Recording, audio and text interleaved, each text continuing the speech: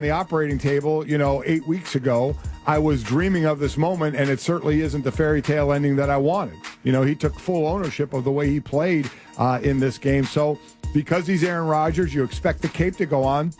Sometimes it doesn't, and in this case it didn't. And you have to obviously rust on him, and you have to credit the Carolina defense as well. No question. So good for them, and Carolina gets a big win going forward. We continue. Off the top. How about the Lakers? They're going to retire not one but two numbers, and they're for the same player. Kobe Bryant tonight, number 8 and 24 at halftime against the Warriors. Yeah, pretty amazing. He wore number 8 for the first 10 seasons of his career before making the switch to number 24 following the 05-06 season. The amazing thing is, when you look at his stats, they're almost identical. Right. 10 years with each jersey. The point differential is basically, it's less than 100.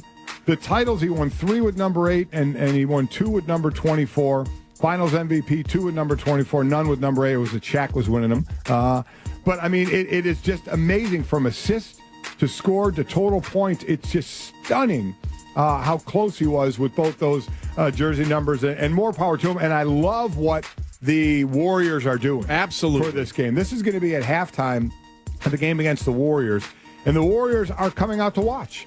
Like Steve Kerr said, he said, with that going on, I'm going to sit there and go over tape and adjustments at halftime. No. One of the greatest players of all time is getting his jersey retired. He said, we're going to go watch this thing. So I think that's very cool. Here's the full quote from Kerr, and this is why players love playing for him, okay? Just the experience in seeing one of the greatest players in the history of the game getting his jersey retired, and we happen to be there, Steve Kerr said. I'm not going to keep them in the locker room to watch tape of the first half. The players would look at me like I was nuts. There's something interesting going on the floor. Let's go out there. Very cool. Yeah. Context is everything. You can talk about tape in any other game. This is something that's history. You're seeing one of the greatest players that's ever put on a uniform in the NBA. You might as well go out there and be a part of it. Another number. So scored points and assisted points. The total when he wore number 28, 23,964. The total when he wore number 24, 23,986. Wow. I mean, it's ridiculous. Consistency is important. Just amazing. What a player. What a great player.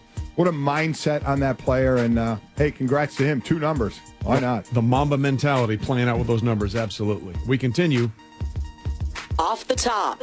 LeBron James powered the Cavs past the Warriors thanks to 20 points, 12 rebounds, and 15 assists. The second time in his career he's had a triple-double in 3 straight games. He also logged at least 10 assists in 5 straight games. That's the longest stretch of his career. And it was past the Wizards, not the Warriors. But maybe because of the W, yeah, the Wizards, close to the same thing.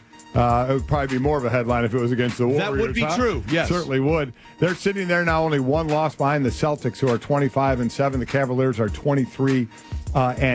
And he did a long article talking about how good he feels now and how, he thinks going, in the next group of players coming up that we're going to see players playing later into their careers. We've talked about that more and more in this day and age with the way players are treating their bodies, taking care of themselves. We'll see where this goes. I don't know if they'll be able to play at his level that late into their career, but I think you'll see guys playing a little bit older. And also, Dave McMenamin is reporting that Isaiah Thomas, who we thought may be coming back for the Cavs before Christmas, is not going to return before Christmas, which is, as we've been talking about, coming up in just a week. But to me, outside of there being a setback and it affecting when he's going to come back because he re-injured something, if it's taking a little longer, so what? Who cares? Right. They're doing just fine now. Make sure he's fine when he gets back on the court and he's ready for the playoffs. That's a big thing. Absolutely. And it'll be interesting to see how much of an adjustment it takes when Isaiah Thomas does come back in, because there was that adjustment at the start of the season for the Cavs, and then they've certainly turned that around. There's no question about that. That was Off the Top. We are Golic and Wingo, presented by 1-800-Flowers. For all of your last-minute gift needs, visit 1-800-Flowers.com. Right now, when you order a dozen Mary Red Roses for only $29.99, you'll get another dozen absolutely free. To order, go to 1-800-Flowers.com/ESPN. Okay, it's interesting that we're talking about this earlier, about traveling and getting people home for the holidays. You saw what happened in Atlanta yesterday, right? Oh, my gosh. Can you imagine? No. I mean, that's just, for people that somehow don't know, Atlanta on any given day is probably the busiest airport in America, either there or O'Hare in Chicago. Well, they had a power outage at a terminal, and all flights coming in and out of Atlanta on Sunday, the week before Christmas, was shut down. Were shut down. Absolutely shut down. And planes that had landed that were out on the tarmac had to stay out there for hours because there was no power at the gates. So what a complete mess that had to be. My Atlanta story when the Super Bowl was there and the ice storm. Now, this was back when Mark Malone was NFL Tonight. And correct. We would do the Super Bowl, and then myself and Mark and Sean Salisbury was doing it with us and Merrill Hodge. Any combination of us, and it happened to be a year I was going that year, we'd go to Hawaii for the Pro Bowl. And we'd fly right from the Super Bowl to the Pro Bowl. What did you say? Where would you go? To Hawaii, a place that you know and love very well. Well, that was the ice storm time in Atlanta. We got on a plane, me, Malone, and I believe it was Sean Salisbury. We got on a plane. We were on the tarmac for 8 hours. 8 hours because we couldn't take off, and then we would have to get back in line to be de-iced. And the pilot kept telling us, we can't go back to the gate and let you off because we'll lose our place in line to be de-iced, and it'll just take longer.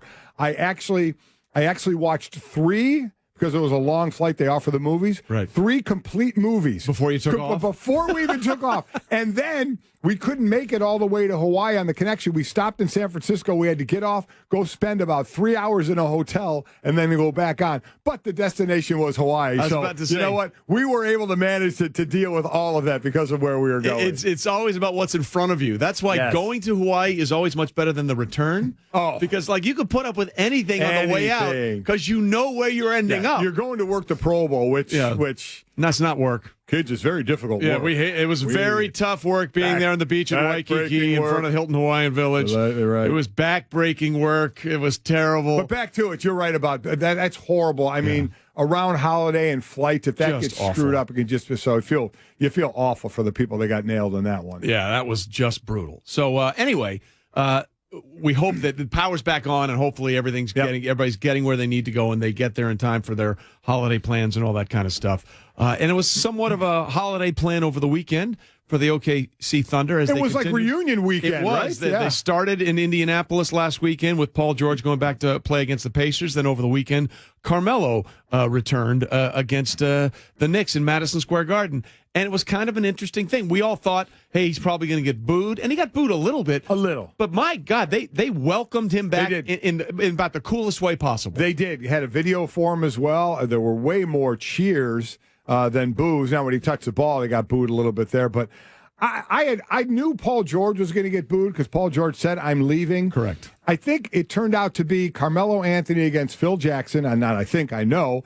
And Phil Jackson was just vilified by everybody in New York. So whether you think Carmelo Anthony was right in any of the way he did anything, it maybe doesn't matter. He just looked better than Phil Jackson did in that situation. And Phil is collecting his money with his feet up on the porch in Montana, while Carmelo went on to play for OKC. So I thought he may get treated well when he went back there by the fans, because, again, it's the perception and reality. I mean, he was trying to stay there. Now, was he trying to stay there more to stick it to Phil, who wanted him to leave? That's what I mean. You don't know kind of the inner workings of that. Possibly. But he looked way better in that scenario than Phil Jackson did. So I'm happy he got. I'm happy. It doesn't matter to me how he got treated, but I'm sure he was happy that it was a nice ovation for him. I thought it was a cool way to handle it. The Knicks sort of understood what he meant to them all those years, and they acknowledged that, which I thought was very, very cool. And you're right, he did get booed once he touched the ball, but as they were showing the tribute and everything, it was a pretty cool moment. And Melo was asked afterwards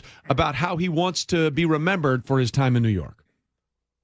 Somebody who wanted to be here, came here, did what he had to do, night in and night out, whether people liked it or not.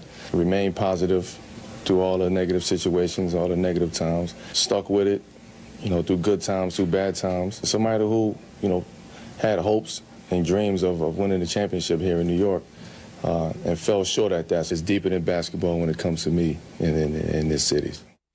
Listen, they tried, right? They bring him in. You bring Amari Stoudemire in. You try and build around. Then you bring Phil Jackson in, thinking that it's Phil Jackson, and free agents may come flocking because it's Phil Jackson. That didn't work. No, and there were more than a few people that didn't think that was going to work if he was going to be the president. Now, if he sat on the court as a coach, maybe it would have been different, but he wasn't going to do that. So, they thought they were going to be able to get it done with him, and they didn't.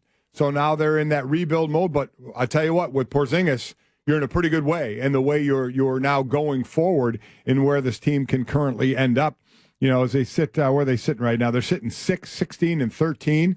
Porzingis is without question one of the big superstars in the league. So they may eventually get where they wanted to go, but it'll be without the big money guy in Stoudemire they brought in. Obviously, the trade for Carmelo and bringing in Phil to bring it all together. They're all gone now, and it's going to be Kristaps Porzingis is the one that's going to maybe lead them closer to the promised land. Yeah, and of course, Porzingis didn't play in that game because of the soreness to the knee. And Phil was, remember, they were talking about moving. Phil was talking about moving Porzingis as well. Oh, he was. Oh, boy. As you said, best thing they did was move Phil. Correct. I mean, when they brought him in, he was never really in. I mean, that was the problem with Phil. Exactly right. He put his toe in the water. He was money whipped, right? Correct. I mean, exactly no. Wait, you're going to pay me how much? All right, I'll come hang out there in New York for a little bit. If you insist, I'll come in and deign you with my presence. Now he's sitting at home for a couple more years, getting 12 mil a year. On that level, yeah. Hey man, there be you. You do you. I understand that part, but you can certainly understand the issues that Phil left behind and how fans in New York are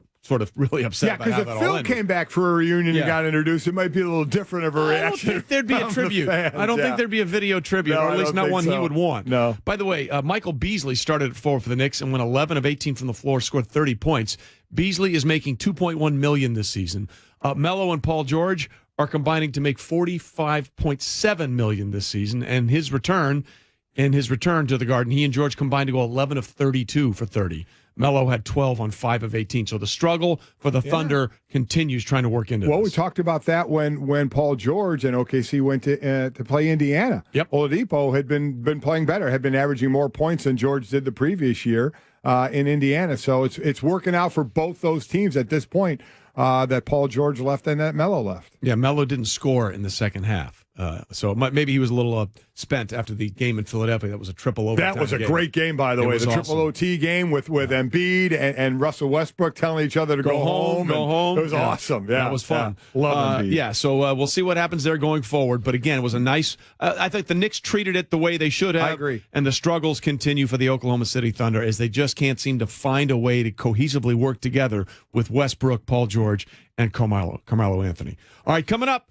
More on the controversial finish between the Patriots and Steelers, which in reality wasn't really controversial. The issue is the rule and how it's not how it's applied. It's how people understand the rule more than anything else. Jeff Saturday will join us in studio. We'll talk about that. We'll talk about the finish of the Cowboys game and everything that went on a crazy Week 15 in the NFL. That after a word from Untuckit.com. Untuckit shirts are made to look great, designed at the perfect length, not too short, not too long. Untuckit makes shirt that you wear untucked. Shirts so well made, GQ calls them perfection. Incredible comfort, fantastic style, coming together in